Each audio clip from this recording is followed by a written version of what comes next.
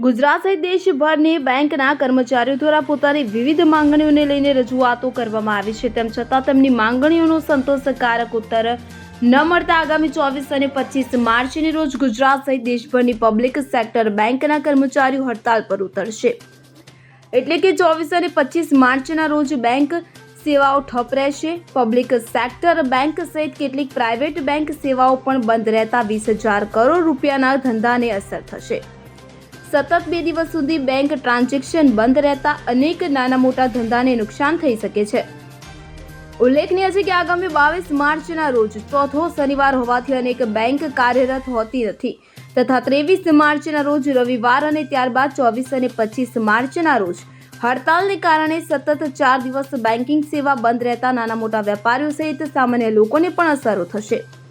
United forum of bank યુનિયન્સના જણાવ્યા પ્રમાણે 24 અને 25 માર્ચના રોજ તેમની દેશભરમાં હડતાલ રહેશે કે જેને કારણે આ બંને તારીખોમાં બેંક બંધ રહેશે।